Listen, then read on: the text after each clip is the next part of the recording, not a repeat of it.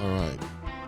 So Dr. Albrecht, he had quite an influence on farmers across the world during his lifetime. And some continued to use it for quite a while afterwards. And you were on their farms, and you could tell they were different. Oh, you could tell they were different. One thing, if you can tell after 2 or 3 years, most of the time, if people are doing the thing to correct the soil.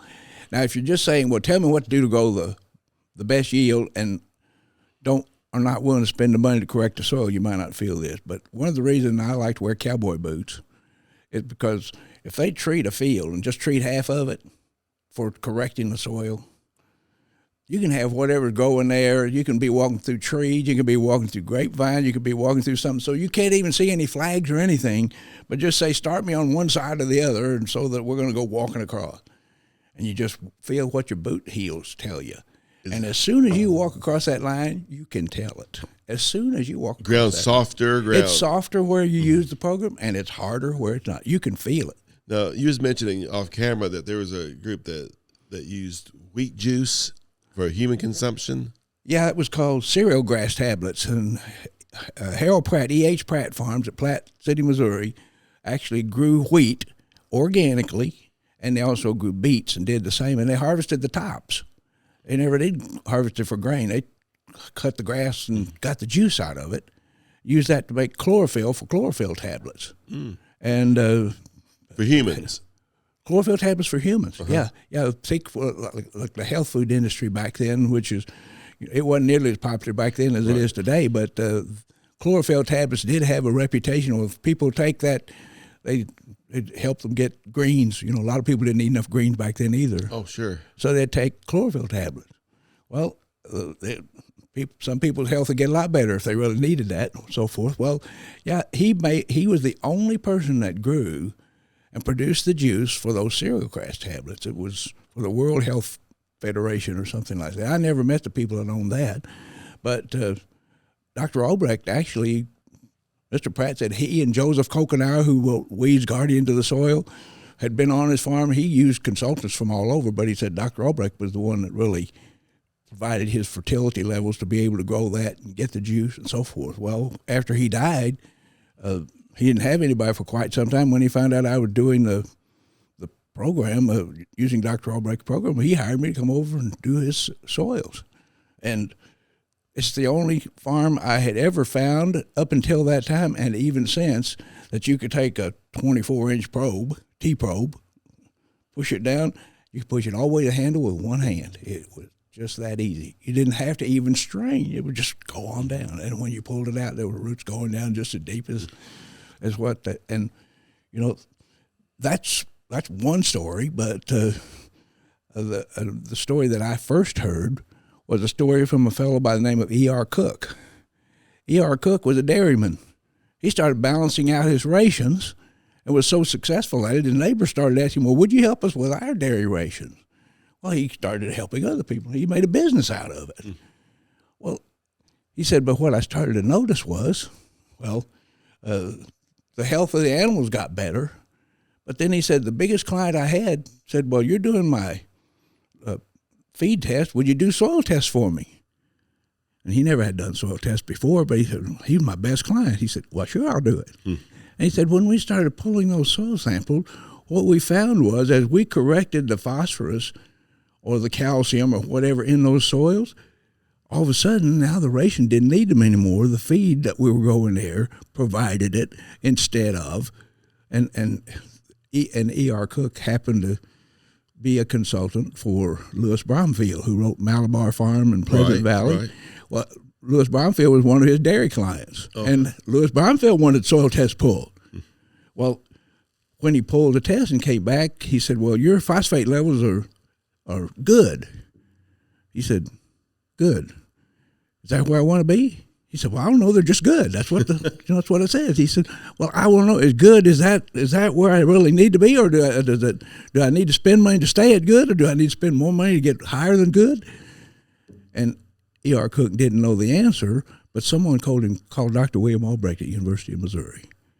And that's where Dr. Albrecht started becoming affiliated with Louis Bromfield and using his farms. And Louis Bromfield started, he introduced Dr. Albrecht to the two senators from Ohio, and they put their farms in the program. Back in that day, a lot of the people that were in the government were farmers, to the point that, and I haven't ever seen this officially written down, but I was told that Louis Bromfield was told by Thomas Dewey that if he was elected president, Louis Bromfield was going to be the Secretary of Agriculture, and that they were going to implement the Albrecht system in agriculture for the whole of the U.S. Well, Thomas Dewey didn't become president. Louis Bromfield didn't become Secretary of Agriculture, but I can't imagine what kind of differences we would have had. Because these are examples where by correcting the soil, the animals, whether humans or livestock, were benefiting from. Now, and the fellow that told me about Louis Bromfield, his name was Andy Scapura. Andy Scapura lived in Lexington, Kentucky. He consulted all over the U.S. and other places just because he had a really good reputation. One of the reasons he had a good reputation is he consulted with a number of the racehorse farms. And one of the famous racehorse farms of the time was Calumet Farms, right? It's still there. And two of the big winners that won all three races, the Triple Crown. Yeah, the Triple Crown. Two of those big winners came from Calumet Farm. Oh, wow. And Andy Scapura was the soil consultant who advised the owners of Calumet Farms as to what kind of fertility to use and so forth. But when the owner died, and it was Calumet's found it, but another family bought it after that. When that owner died, his wife said, well, I don't know about agriculture. I'm going to have this run by a committee of people that know about agriculture. And he said the first thing the committee did was fire him. Oh. And he said, you can say what you want, but he said, they never had another winner. Really? He said the person that was responsible for getting him fired was the guy that got all the fertilizer business because, they had what he wanted. Well, then he started working for, I don't know if I should name all these things, but he started working for another well-known, if I named the ranch, people would know it. He started working as a consultant for it. Then they started winning. They started to get the winners, yeah. So, but this is what Andy was telling me. He said, it doesn't matter what you look at. When you look at a soil, if you find a soil that matches out what Dr. Albrecht says is an ideal soil, it's always going to grow the best of whatever, and that has not failed. I've never seen it fail. Now, if you got one or more things missing, that's not really the same soil. Right. So in those kind of cases, well, does that mean you're going to run into problems until you do what you're supposed to do? And I think that came right back to what Dr. Albrecht started in the first place. You mentioned earlier about using rhizobium inoculants. Well, he actually told the story. He said, we thought that was going to solve the problem for farmers in the state of Missouri. And back in the early 1900s, well, you might think, oh, yeah, pasture's a real important thing for cattle and so forth. Well, the state of Missouri was number 2 in cow-calf operations all the way up until just recent years. They may still be number 2. If they're not, they're probably number 3. 2 and 3. Us in Oklahoma go back and forth. Okay, all right. And so he said, we thought when we could teach the farmers to use this rhizobia for clover, for red clover, use this for lespedeza, use this for alfalfa, use this for sweet clover, we're going to solve that problem. And he said, we started doing that, and some farmers go, oh, this is the greatest thing. This is what we needed. But he said other farmers say, this didn't help me a bit. And he said there'd be some farmers say, well, on that part of the pasture, it worked great, but on this part over here, it didn't work. Well, he said, that's the time to start saying there's got to be more to it than that. So he said the only thing we knew to do was let's start checking the nutrient values. And he said we started to learn over time where those rhizobium really worked. Always had a certain, he said it wasn't exact, but percentage-wise, you had a range of percentages where you always got the best results. He said you just find it time after time for those legumes. But he said then some of these guys were dairymen. They'd take their hay ground or whatever, alfalfa ground, put it in corn silage. And he said they'd say the same thing. hey, where the clover grows the best, that's where the corn silage grows the best. So it wasn't just the rhizobium. It was a matter of the nutrients being there to build the right environment for the microbial activity of that soil. And this is what he said. This is what we started to learn. We need a specific soil chemistry in order for the microbes to work properly. Well, why did that make any difference for the microbe? Well, because you need a certain amount of air and a certain amount of water, and until you get the chemistry right, you don't have that. Sure. So what he was looking at all the time, as far as I'm concerned, was how do we build the house for the biology, or the environment for the biology? And I take it just like this. We can do cover crops, we can do compost, we can do manure, we can do regenerative agriculture and say you don't need anything. You don't, as long as you got enough. Right. But if you got something you don't have enough, try regenerative agriculture and measure how long it lasts. Because if you are just barely releasing enough, it's not going to last long if you're getting good yield. I'm not against any of that. But what I say is we're starting too far back. We should be starting where Dr. Albrecht started. He said, what is it that everything needs to live? What do you and I need to live? Well, about 4 things: shelter, food, water, and air. Okay, which one can we get along without most? Most of the time, shelter, then food, then water, but you can't get along very long without air. Right. And this is what he looked at in the soil. He said, we need enough air in the soil. What soils have enough air? Sands. But in air, then water becomes the problem. Mm-hmm. But then most clay soils, and most soils qualify more so as a clay. Anything with an exchange capacity above 8.6 or so, you got to treat like a clay. What's the problem with clays? Too much water, not enough air. Until you get the nutrient levels right. And what's the key? It's the pore space. When you have the right porosity. Now, does that mean air and water are going to be right all the time? If you get a big rain, you're going to have too much water. But it'll adjust back a lot faster. Same thing on the other side. If you get real dry, well, you don't have enough water, but you get a little bit of rain and it'll adjust back faster. It's just giving a more ideal environment for the life of the soil. And building that soil through the chemistry and physical affects the biology, which in turn affects the other two. And he said you can't get away from anyone. You need them all. Right. But they all need to work together. And I still remember I put on a presentation one time, an hour presentation, and the person that spoke before me was a microbiologist. And they said, all you need is microbes. You don't need all that fertilizer and everything else. Well, I have clients I know that have tried measuring microbes and putting it on and so forth. And as a matter of fact, they put on so much microbes, they took all the nutrients out of a sandy soil, and the soil got, in 2 or 3 years, the soil got worse than it was before. Mm.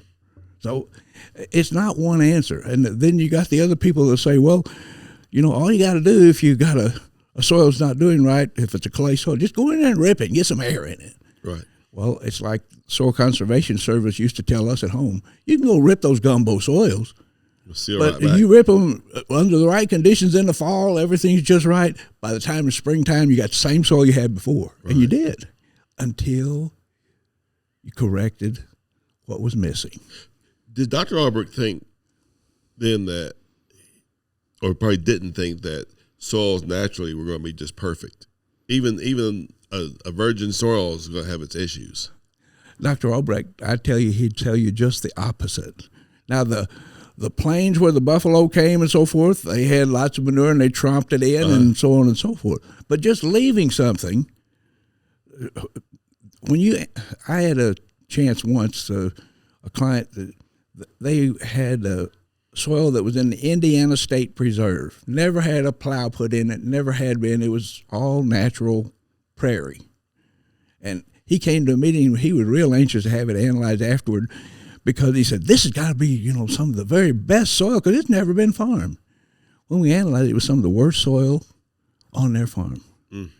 Because the calcium levels were down in the 30s. Oh, wow. People forget about the AAA program that came through, and the government actually paid for farmers to put lime on the soils in the Midwest back in the I don't know, 30s, 40s, or whenever. Again, result of the studies that were done by Dr. Albrecht and people like him. I don't know how much credit to give to him, but those fellows, I had some of those guys that come to our meetings and so forth and tell the stories about when they put lime on their soils, and it just changed it. And we ought to be doing it again. You know, as for a government program to pay people to put lime on their soil, because it would sure make a big difference in a lot of places. Now, some people would overdo it, and you can overdo anything. But when you start looking at Dr. Albrecht, he would say each one is interdependent on the other. We have to have the right physics, the right chemistry, in order to have the right biology. Yes, very interesting. One thing my dad had, I thought was an antique, was old lime spreader, because he said they used to spread a lot of lime. You know, that was probably in the 30s, 40s. They were just getting into that, and it wouldn't hold very much, but every year they would put some more on some parts of the field. I put on a what we call an advanced soil fertility course. That's where you show the formulas to how you work out for each nutrient and why you need this much, how much do you need. Put that on in South Africa, and at the very beginning I said, now this works for all soils except soils that have an exchange capacity of 4 or less. A sandy soils. Real sandy soil. Yes. At the break, about 7 or 8 farmers in a group came to me and said, Neal, this is not going to help us at all. We don't have a soil that goes above a 4. Really? They didn't have a soil that went above a 4, but they said, between us, we raised 49,000 acres of corn. And they said, our goal is 200 bushel corn, and we don't always make it, but we'll generally make 180 to 200 bushel corn. And they said, what we want to know is how to get the nutrients so we can produce more if we can. How do we get that 180 up to 200? But they said, it's sandy soil, and in June, July, and August, it dries out 24 inches deep. Right when the corn's supposed to be, actually it was exactly the opposite. It was like our June, July, and August, but in the Southern Hemisphere, it was the other 3 months. But anyhow, they said, but they still made, in their worst areas, 125 bushel corn. But they said, we have to get our roots to go 36 inches down. And that's what they were working to get roots, 36 corn roots, 36 inches down, because that's where the water was. And they said, as long as we can get those roots down to that water.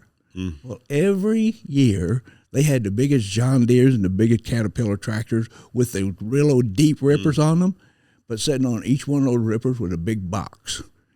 And as they came to the end, they had a group of guys there shoveling lime off of a trailer or a truck or something right onto those boxes, and they'd spread that lime, and they went back. They said, if we don't spread that lime, we don't get those roots down there. Were they spreading the lime all the way down deep? As deep as that.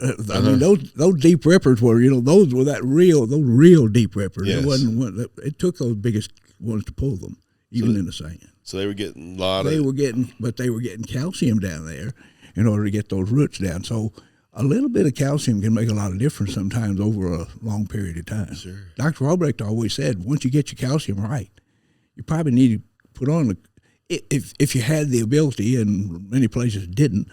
But he said it takes about 300 pounds of lime per year on a pasture just to stay where you are. Otherwise, you're going to start losing. Well, if you lose enough years, then you can, instead of 300, maybe you can put 1,200 or 1,500 or a ton on. But again, if you just say, well, I can't put on 300, so I'm going to put a ton every year, then it's going to get you in trouble on the other side. You can overdo anything. Sure. Well, one of his early papers with soil microbiology there at Sanborn Field, he concluded that calcium was probably one of the biggest obstacles to soil microbiology. And that was he was starting to form his ideas in the early 30s using some of that early work outside and Field. Whether that is what caused all the other problems, but what I tell you is where we correct calcium, even people that don't put any value on soil microbiology, if you're short on calcium, it always has a positive effect by supplying what the tests show you need in order to get up to the level that Dr. Albrecht said it needed to be. Dr. Albrecht was way ahead of everybody else at the time, And still today is, like you said, 50 years. He was 50 years ahead of himself in looking at it from a holistic point of the soil structure to soil biology and the soil chemistry all have to be working together. Yep. And that not only would you get you your yield that you want, but also your quality, as you've shown examples of the folks that he worked with. And that depends on how you define quality as well. There's a lot of different things there. Aspects meaning the right amount of each nutrient, not just one or two giving quality, but the right amount of each one in order to do what each. We see it with plants as well as animals. I mean, if you get the right nutrients there, it makes a different effect. I just tell farmers all the time they have trouble still spending the money because copper's so expensive, but copper fights rust and fungus diseases. How many rust and fungus diseases could we have solved for all the money they're spending on the spray for rust and fungus diseases? So did Dr. Albrecht, he recognized these, what we call micronutrients, were incredibly important? Absolutely, yeah. He not only recognized, but even worked out, this is the absolute minimum you better have in your soil or you're going to have trouble. Wow. And that doesn't say it solves all the problems, having that minimum there. But at least he worked out, well, if you get below that, you're in trouble. Sometimes, like in working with berry growers, raspberries, blackberries, and so forth, if they get up to what Dr. Albrecht said was the ideal copper level, they still have rust and fungus diseases. But if you get up to about 3 times what he said was the low side of ideal, that's about 15 parts per million, all of a sudden they'll tell you we don't have rust and fungus diseases in our berries. So the more perishable the crop, the more important it is to have more copper there. It'll sure do a whole lot better if you had 5, like he said, was the low side of excellent, and 10 was the high side. We always thought 10 was the high side until we started working with raspberry and blackberry growers and found that out by accident. Not because they already had any like that, but one of the growers that we were working with actually leased an old apple where they'd grown apples, and they tore them all out and started growing berries there. Well, they had 12, 15, 18 parts per million copper. Well, they put everything else on there, but I said, you don't need any more copper. And he called back and he said, Neal, don't tell me I need 10 anymore. He said, well, we've got 12 or higher. That's where we have he said, we can go in there and pick in a misty rain, and we still don't get rust on the berries, which they thought that was unheard of. Sure. So having the right micronutrients and nutrients can get you the quality of the plant itself, as well as the nutritional quality. And having the right amount, like having the right amount of zinc, it becomes more important way faster than that. I've seen soil that would be have half the zinc level they're supposed to have for what Dr. Albrecht would say the minimum. Turf grass soils are real famous for this, and the zinc level would be 3 instead of 6. Now, on somebody else's test, 3 may be enough because their 3 would be equivalent to our 6. But on the test that Dr. Albrecht had, if you were below 6, you're going to have problems getting enough moisture into your plants because zinc's necessary for moisture absorption. On a turf grass farm in Colorado, they did the test. We told them, we told the consultant, you need to put on all this stuff. Be sure and put on the zinc. The consultant told that to the turf grass people, but when they went to the fertilizer company, they didn't have the zinc. So they put everything else on. Now, the problem they were having was they said, we can water our turf grass and the ground still be wet, but 3 days after you water, the grass is curling up because it's starving for water, and we have to water it again even while the ground's still wet. Well, the consultant called back and said, they didn't solve their problem. I said, well, go see what kind of zinc they used. Maybe they didn't use enough of the wrong form or whatever. He went and they said, well, we didn't put the zinc on. We couldn't get that. They went out there and put that zinc on that week. And in 3 days, it changed that. In 3 days. So, yes, micronutrients, and it doesn't take years or whatever. Now, with zinc, when you put straight pure zinc sulfate on, if you need a pound of zinc to solve your problem, it's going to take 24 months before that shows up that pound was put on your soil. But it worked in 3 days. So all I'm saying is to get it to work is one thing. for it to show up on the soil test, it takes a while for it to process through and so forth. Well, Neal, we could spend lots of time talking about all the aspects of Dr. Albrecht and how he was ahead of himself and really was able to develop some recommendations for crops that not only helped the crop, but also the animal and the human that was consuming that crop. Yep. And what worked here in Missouri worked worldwide, and that's what's so impressive. It's science. Right. The law of gravity doesn't change if we get someplace else. Now, I have to say that in the southern hemisphere, I have been surprised, because when you go to Australia, I think everything goes backward except the clocks. I used to always hear, well, you know, you pull a plug and the water goes down, it goes that way. In Australia, it really does go that way. Yes, it really does. It really does. Well, Neal, it's been fantastic talking about Dr. Albrecht and his program and where we can strive to produce better quality food.